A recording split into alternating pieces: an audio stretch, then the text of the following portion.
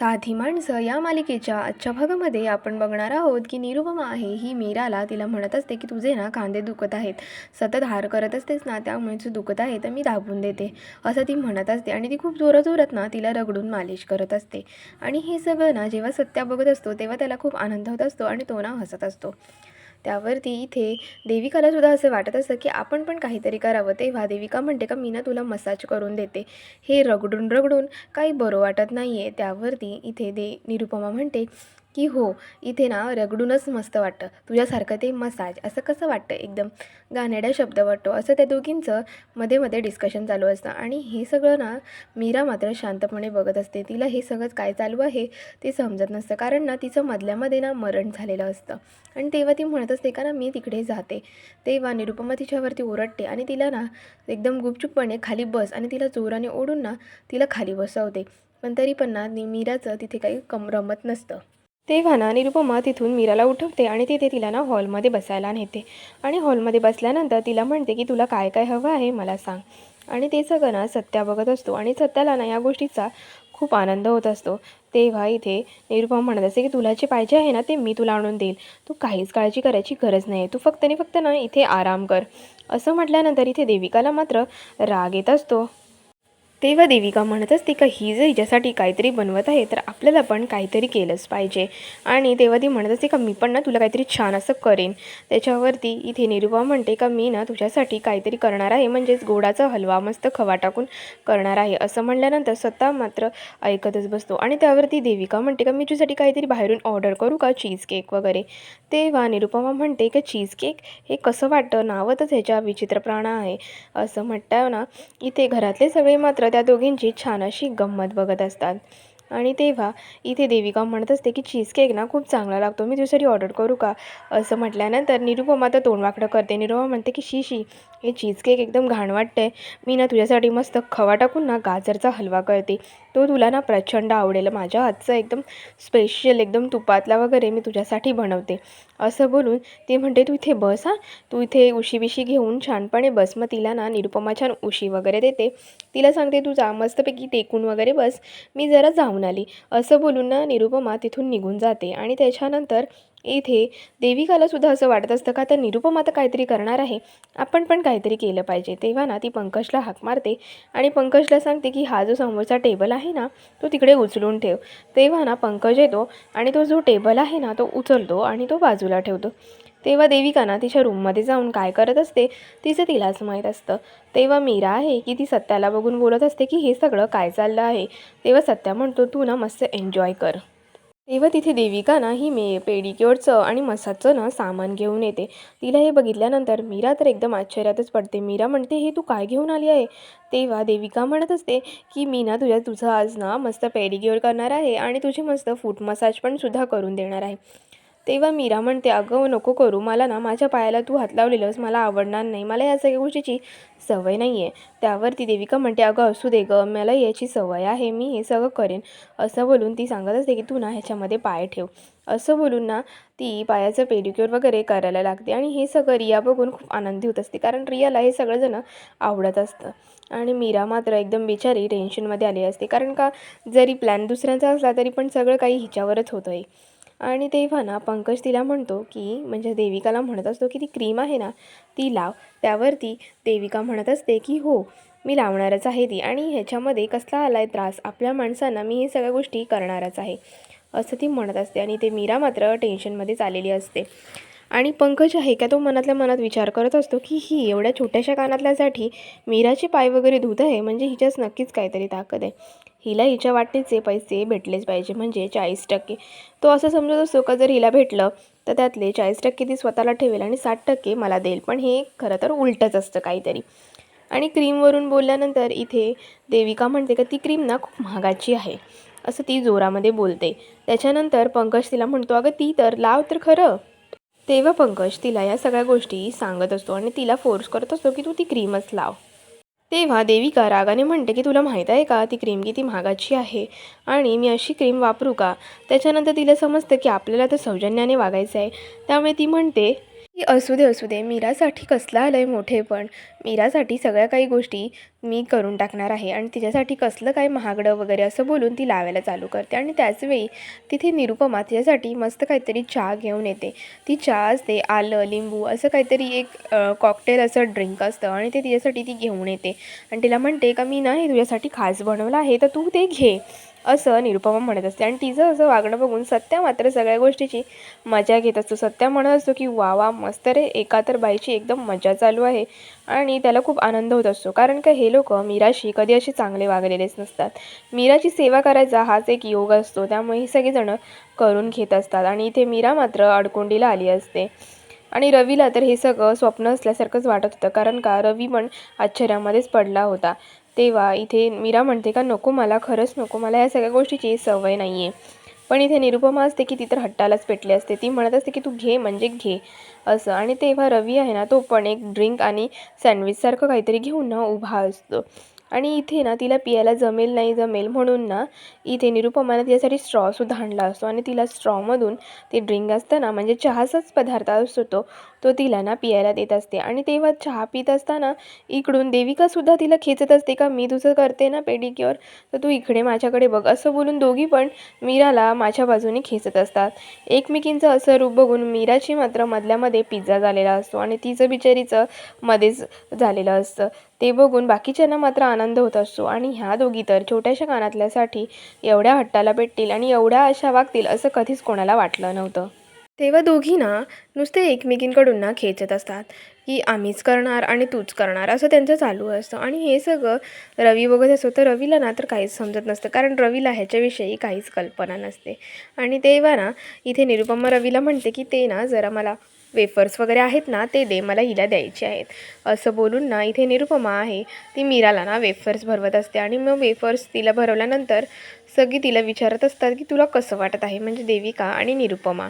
आणि त्यांचं असं रूप बघून घरातले सगळ्यांना तर खूप एन्जॉय करत असतात. मस्त जसं काही समोर काहीतरी एक पिक्चर चालू आहे आणि मस्तपैकी आनंदाने सगळं बघत आहेत. आणि त्यांचं बघून झाल्यानंतर इथे तसंच नेहमीप्रमाणे सगळं चालू असतं. आणि इथे रात्र होते आणि रात्रीचं निरुपमाचं आणि सत्याचं ठरल्याप्रमाणे त्यांना ना बोर्ड लावायचा असतो. त्यांचं काही प्लॅन असतो ते त्यांनाच माहीत असतं. आणि तेव्हा ना ते दुकानाच्या इथे बोर्ड लावतात छान पद्धतीने आणि त्यांचा काय प्लॅन असतो तर त्यांना दुसऱ्या दिवशी समजणार होतं. पण ते खरं तर देविकाविषयीच होतं हे समजलेलं असं. तेव्हा इथे निरुपमा म्हणत असते की आपण कुठे लावायचं आहे सांग, असं म्हटल्यानंतर सत्या म्हणतो की आपण इथेच लावायचं आहे. आणि असं झाल्यानंतर निरुपमा आहे की ती सत्यावर ना मध्ये मध्ये ओरडतसुद्धा असते. तेव्हा सत्या म्हणतो की तुला ना नीट वागायचं आहे, तुला असं ओरडून बिरडून बोलायचं नाही आहे कारण का तुला सौजन्य पाळायचं आहे. त्यावरती इथे निरुपमा म्हणते का पण इथे कुठे रिया आहे बघायला, रियासमोरच असं वागायचं आहे ना, मग आता इथे रिया नाही आहे तर काय करणार आहे. त्यावरती सत्या म्हणतो का पण रिया नसली म्हणून काय झालं, इथे हवेमधून सुद्धा आवाज जाऊ शकतो. असं म्हटल्यानंतर इथे निरुपमा म्हणते की ठीक आहे ठीक आहे मी नीटच बोलेन, असं बोलायची गरज नाही आहे, मी नीटच बोलते असं बोलून ती नीट बोलायला लागते. तरी पण ती मध्ये मध्ये ना ओरडतच असते. त्याच्यावरती सत्या म्हणतो का नाही तू नीट वाग नाही तर रियापर्यंत खबर जाईल आणि तुझे कानातले ना मग इथे देविका घेऊन जाईन आणि मग तू बस वशीच, त्यामुळे तू नीट वाग असं म्हटल्यानंतर इथे निरुपमा म्हणते की नाही नाही, ते कानातले ना देविकाने न्यायला नाही पाहिजेत, ते कानातले फक्त आणि फक्त मला भेटले पाहिजेत असं ती म्हणत असते. तेव्हा निरुपमा म्हणत असते की आता ना देविकाला समजेल का मी ना काय चीज आहे. कारण का ती माझ्याशी पंगा घेत होती, ती मला बोलत होती का मी तुमच्या बाजूने आहे पण ती खरं तर माझ्या बाजूने नाही, ती तिचं स्वतःचं वेगळं वेगळं गेम खेळत आहे. आणि सत्या पण मात्र देविकाविषयी इथे निरुपमाला भडकवत असतो, तिला काय ना काय वाईट तिच्याबद्दल सांगत असतो की देविका पण ना स्वतःचा प्लॅन बरोबर खेळत आहे, ती पण ना त्या कानातल्यासाठी धडपडत आहे. ती तुला सांगत आहे का मी तुझ्या बाजूने आहे पण ती खरं तर तुझ्या बाजूनेच नाही आहे, ती तिचं स्वतःचं खेळत आहे. त्यामुळे ना तू पण सौजन्य पाळ, इथेसुद्धा माझ्यासोबत आहेस ना तरी पण सौजन्य पाळ. काय माहिती इथे हवेतून आवाज जाऊन रियाच्या कानी पडला आणि रियाला समजलं का आईंनी ते सौजन्य मोडलं आहे, तर मग तुझे कानातले गेले आणि सगळं काही देविकाचं होऊन जाईल, म्हणजे तुला ते कानातले मिळणारच नाही. मग तुझी एवढी मेहनत करून काय फायदा, असं म्हणत असतात ते. आणि त्याच वेळी ते लोक तिथे बोर्ड वगैरे लावतात आणि ते लोक निघण्याच्या तयारीत असतात. ते लोक सगळे अंधारामध्येच बोर्ड लावत असतात, कारण का त्यांना उद्या सकाळसाठी तो बोर्ड लावायचा असतो. कोणाला समजू नये यासाठी ते लोक रात्रीच बोर्ड लावत असतात. आणि त्यांना हे सगळं मीरापासून पण लपवायचं असतं, कारण का जर मीराला हे कळलं तर मीरा हे सगळं होऊ देणार नाही. कारण का मीराला कोणाचं वाईट होत असेल हे बघवत नसतं, तिला नेहमी दुसऱ्याचं चांगलं बघवत असतं. पण तिच्याबरोबरच ह्या दोघी नेहमीपणे वाईट वागत असतात. पण ती काय करणार, ज्याचा त्याचा स्वभाव असतो ना, त्यामुळे माणूस चांगलाच वागत असतो. आणि हे दोघं त्याच्यानंतर बोर्ड लावल्यानंतर एकदम आनंदी होतात की आता देविकाची वाट लागणार आहे. देविका उद्या घरात काहीच करू शकणार नाही, कारण का हा बोर्ड लागल्यामुळे देविकाची वाट लागणार आहे, असं ते दोघंजण आनंदाने बोलत असतात. आणि तेव्हा म्हणत असतात, तेव्हा निरुपमा म्हणते की अरे पण सकाळी जर मीरा आली आणि मीराने हा बोर्ड बघितला तर ती लगेच हा बोर्ड ना काढून टाकेल, मग त्या बायकांना कसं समजणार की यायचं आहे म्हणून. त्यावरती सत्या म्हणतो की निरुपमा तू ना अजिबात टेन्शन घेऊ नको, उद्या सकाळी ना मी मीराला पाठवणारच नाही, मी स्वतःच इथे येईन आणि मी स्वतःच सगळ्या गोष्टी करेन, त्यामुळे ना सगळा बोर्ड वगैरे सगळं दिसेल, काही घाबरण्याची गोष्ट नाही, असं बोलून ती तिथून निघून जाण्याच्या तयारीत असतात. आणि ते निघाल्यानंतर इथे मात्र देविका आणि इथे पंकजचा सुद्धा काहीतरी प्लॅन असतो, ते सुद्धा ते सक्सेस करायसाठी गेलेले असतात. आणि त्याच वेळी तिथून मागून निरुपमा आणि सत्या येतात. तेव्हा निरुपमा ही देविका आणि पंकजला विचारते की काय रे, तुम्ही एवढ्या रात्री कुठे गेला होतात, एवढ्या रात्री काय गरज होती तुम्हाला कुठे जायची. त्याच्यानंतर ते लोक म्हणतात का आम्ही असंच फिरायला गेलो होतो, तुम्ही कुठे गेला होतात. असं सांगताना इथे तत्तपप होतं निरुपमाचं. तेव्हा सत्या म्हणतो की अगं थंडी व किती आहे, एवढी थंडी वाजत आहे आणि तुला काय सुचत आहे. त्यावरती निरुपमा म्हणते का कुठे थंडी आहे, काहीच तर थंडी नाही आहे ह्याच्यामध्ये. त्याच्यानंतर सत्या तिला खुणवत असतो की थंडी वाजते आहे, चल इथून.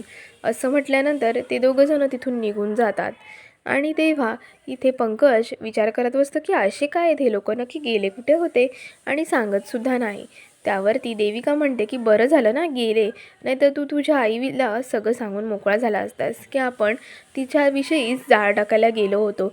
असं म्हटल्यानंतर इथे पंकज म्हणतो का नाही गं, मी कसं काय सांगणार आहे, मी नसतो सांगितलं. असं बोलल्यानंतर देविका म्हणते चल आता आपण जाऊया, खूप उशीर झाला आहे.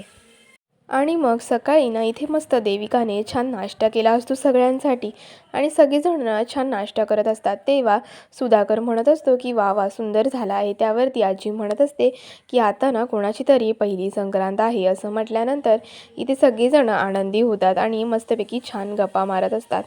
तेव्हा सुधाकर म्हणतो की पहिली संक्रांत ना ही खूप विशेष असते, कारण त्याच्यामध्ये ना खूप चांगल्या चांगल्या गोष्टी असतात आणि ना तुम्ही लोकांनी एन्जॉय करा घरी या वगैरे असं सांगत असतो. त्यावेळी तिथे निरुपमा येते आणि निरुपमा म्हणते का कोणी नाश्ता केला आहे, एवढं ती जोरामध्ये ओरडत असते. तेव्हा सत्या म्हणतो की तुला ना नीट वागायचं आहे, तुला इथे व्यवस्थितपणे सौजन्य पाळायचं आहे. असं म्हटल्यानंतर निरुपमाला तिची चूक कळते. निरुपमा म्हणते की हो हो म्हणजे कोणी नाश्ता केला आहे, असं ती परत मायेने प्रेमाने विचारते.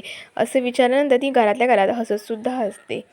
त्यावरती इथे देविका म्हणते का हो हो मीच केला आहे नाश्ता, कारण का तुम्ही जसं सांगितलं होतं ना की रिया आणि मीरासाठी काही पदार्थ करायचे आहेत त्यांच्या आवडीचे, ते सगळे पदार्थ मी केले आहेत, कारण का मला करायचे होते म्हणून मी केले. असं म्हटल्यानंतर इथे रिया तर देविकाची स्तुती करत असते. देविकाला म्हणत असते की वाव देविका, तू किती छान आणि किती टेस्टी जेवण केलं आहेस, मला तर खूप आवडलं तुझा नाश्ता केलेला.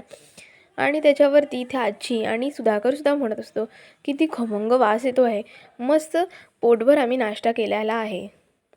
आणि त्यांचं असं बोलणं ऐकल्यानंतर निरुपमा मात्र म्हणत असते की करू दे हिला, आत्ता करेल पण दिवसभर तर काय करणार आहे, तिची वेळ आता लवकरच येणार आहे.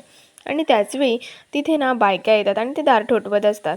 तेव्हा मीरा, सत्या आणि बाकीचे घरातले सगळेजणं दाराकडे टक लावून बघत असतात की एवढ्या बायका अचानक कशा काय आल्या.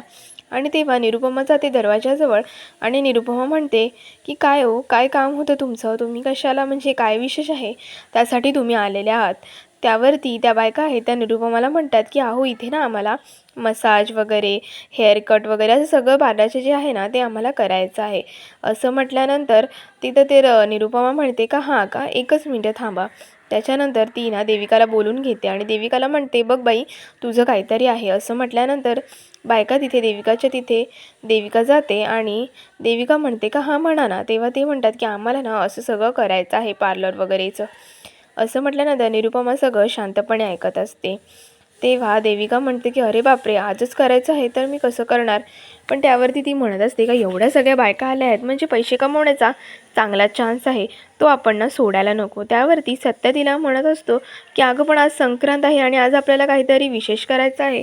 त्यावरती इथे देविका म्हणते का नाही नाही, मी करेन ना, मी सगळं मॅनेज करेन. असं म्हटल्यानंतर ती त्यांना म्हणते का ठीक आहे चालेल. तेव्हा ना ती देविका असते, ती सगळ्यांना चार्जेस सांगू लागते की असे असे चार्जेस आहेत, हे आहेत, एवढे एवढे प्रत्येकाचे पैसे होतील. असे पैसे सांगितल्यानंतर इथे तिला आठवत पण असतं की आपल्याला घरातली पण कामं करायची आहेत. मग त्यावरती म्हणते की ह्यांचं झालं ना का मग मी घरातल्या कामांकडे वळेल, पण हे सुद्धा मला सोडायला नाही पाहिजे, असं ती म्हणत असते. आणि तेव्हा इकडे निरुपमा येते आणि सगळ्यांना काय हवं नको ते बघत असते. आणि इथे सगळ्यांना देविका पैसे सांगत असते. तेव्हा ती विचार करत असते की प्रत्येकाला मी त्याचे त्याचे जे जे जे पैसे आहेत ते पैसे सांगून देते, जेणेकरून प्रत्येकाला प्रत्येकाचं बजेट समजेल आणि मग माझी कमाई ही चांगल्या रीतीने होईल. त्याच्यावरती त्या बायका म्हणतात, पैसे? कसले पैसे? तुम्ही तर म्हणाले होतात की फ्रीमध्ये आहे ना. असं म्हटल्यानंतर सत्याला पण ह्या सगळ्या गोष्टी माहीत असतात. पण कारण का सत्यानेच हा सगळा प्लॅन केलेला असतो, पण तो ना कोणाला दाखवत नसतो. आणि इथे मीराला ह्याच्याबद्दल काही कल्पना नसते. तसंच इथे पंकजलासुद्धा ह्या सगळ्याची काहीच कल्पना नसते. पण सत्याला मात्र ह्या सगळ्या गोष्टी माहिती असतात की आता इथे पुढे काय होणार आहे. आणि ही देविका चार्जेस तर सांगत आहे, पण हिचे चार्जेस कोण देणार आहे असं त्याला माहीत असतं. आणि त्याच्याबरोबर निरुपमालासुद्धा ही सगळी मजा बघण्यामध्ये आनंद होत असतो. आणि तेव्हा त्या बायका बोलत असतात की आम्ही चार्जेस कसले देणार, तू तर सगळं फुकट करणार आहेस ना. त्यावरती ती म्हणते की काय फुकट, एवढं सगळं कसं काय फुकट मी करणार आहे, एवढं फुकट करायची कसं काही शक्य आहे, कोणीच करू शकत नाही. असं म्हटल्यानंतर ती त्यांना नाही म्हणत असते. त्यावरती त्या बायका ओरडून म्हणतात की तुम्ही जर असं केलं नाही तर आम्ही ना तुमची सांगलीमध्ये बदनामी करू आणि तुम्ही त्याच्यावरती लिहिलं आहे तर तुम्हाला फुकटमध्ये द्यावंच लागेल. असं म्हटल्यानंतर रिया तर एकदम शॉक होते. आणि तेव्हा इथे देविका म्हणते की अहो पण एवढं सगळं फुकटमध्ये करणं शक्यच नाही आहे. त्यावर त्या बायका म्हणतात पण तुम्ही तर तिथे बोर्ड लावला आहे ना की संक्रांतीविषयी फुकट सेवा आहे आणि जर तुम्ही केली नाही तर आम्ही तुमची सांगलीमध्ये बदनामी करू. असं म्हटल्यानंतर इथे देविका म्हणते ठीक आहे जा तुम्ही, मी सांगते ना तिथे आतमध्ये जा. तेव्हा ती तिच्या बेडरूममध्ये घेऊन जाते. आणि त्याच्यानंतर इथे निरुपमा सगळ्यांना म्हणत असते की नाश्ता करा. तेव्हा ती मीरालासुद्धा म्हणते का मीरा ये तू नाश्ता कर. तेव्हा मीरा म्हणते की नाही नाही थांबा, मी जरा ना जाऊन आली. आणि ती सत्याबरोबर ना बाहेर जाते. तेव्हा निरुपमा असते की ती बघत असते कोणाला काय हवं नको हे बघत असते. आणि ती सत्या आणि मीरा मात्र बाहेर गेले असतात. तेव्हा मीरा ना पुढे पुढे सगळा तो बोर्ड शोधत असते की कुठे हा बोर्ड लिहिला आहे ना, आपल्याला शोधलाच पाहिजे. म्हणून ती बोर्ड शोधत शोधत बाहेर येते. तेव्हा ती सत्याला म्हणत असते की अहो बोर्ड ना इथेच कुठेतरी लावला असणार, म्हणून ना ही लोकं आली आहे. तेव्हा सत्या तिला अडवायचा प्रयत्न करत असतो की अगं नको जाऊ, आधी खाऊन तर घे मग बघू. त्यावरती इथे मीरा म्हणते की अहो पण एवढा फ्रीमध्ये लिहिला आहे बोर्ड तर काहीतरी मोठंच असणार आहे, असं कोणी का लिहू शकेल बरं, असं ती म्हणत असते. आणि त्याच्यावरती म्हणत असते की तुम्हाला या गोष्टी माहिती आहेत का. त्यावरती सत्य म्हणतो अगं मला कसं माहीत असणार, मला याच्याविषयी काहीच माहीत नाही. त्यावरती मीरा म्हणते की चला चला आपण ना दुकानाच्या इकडे जाऊन बघू. तेव्हा सत्या तिला अडवूनसुद्धा मीरा आहे की ती पुढेच जात असते. आणि ती ना आपल्या फुलाच्या दुकानाच्या इथे आलेली असते. आणि ती बघत असते की कुठे बोर्ड लावला आहे, ती आजूबाजूला ना शोधत असते. आणि खरं तर बोर्ड आहे हा तिच्या दुकानालाच लावला असतो, पण ती ना शोधत असते. तेव्हा ती म्हणत असते की आहो शोधा ना, तुम्हाला काय एवढं, तुम्हाला समजत नाही आहे एखाद्या देविकाला किती त्रास होईल, हे सगळे अशी फ्रीमध्ये लोक आले तर कसं काय होईल, कसं काय जमेल आपल्याला. ह्या सगळ्या गोष्टींमुळे ती फार दुःखी असते, ती न शोधत असते. तेव्हा सत्य आहे का तो तिला खोटं खोटं सांगत असतो की तो बोर्ड इकडे आहे, बोर्ड तिकडे आहे, बोर्ड असं तिला खोटं सांगत असतो. त्यावर ती मीरा म्हणत असते की आहो पण ते तर नो पार्किंगचे आहेत किंवा ते बस स्टॉप आहे, तुम्ही असे कोणाला पण काय बोर्ड म्हणत आहात. असं बोलून तो ना मीराला टाळटाळ करत असतो. तो सांगत असतो की अगं नाही आहे इथे बोर्ड वगैरे कुठला, तू कशाला इथे एवढा विचार करत आहेस. पण मीरा आहे की ती कोणाचंच ऐकत नसते, ती नेहमीप्रमाणे कोणाचं ऐकेल अशी ती नसतेच. कारण का ती स्वतःला पटेल तेच करत असते, कारण का ती चांगली असते आणि तिला ना कोणाचं वाईट झालेलं हे बघवत नसतं. आणि तेव्हा ना ती वळून वळून मागे बघण्याचा प्रयत्न करत असते, पण सत्य आहे की तो तिला मागे बघूनच देत नसतो. तो तिला तू पुढेच बघ, तू पुढे कुठेतरी असेल बघ असं बोलून तिला तो पुढे बघायला लावतो. तर पुढे काय बोर्ड नसतो. ती खूप शोधतात पण त्यांना काय बोर्ड भेटत नाही. मग शेवटी नाईलाजाने सत्या म्हणतो का चल आता घरी जाऊया आपण, आपल्याला भूक लागली आहे, नाश्ता करूया. असं बोलून तो घरी घेऊन जात असतो. पण इकडे मागे मात्र बोर्ड लिहिलेला असतो दुकानाला हा काय मीराला दिसत नाही. पण ती तर खूप शोधाशोध करते आणि ती म्हणत असते की इथंच कुठेतरी बोर्ड असणार आहे आणि तिचं लक्ष ना अचानकपणे मागे जातं आणि ती म्हणते की हा बघा इथं तर बोर्ड आहे, इथेच लिहिलेलं आहे बोर्ड, इथं कोणी लावला असेल?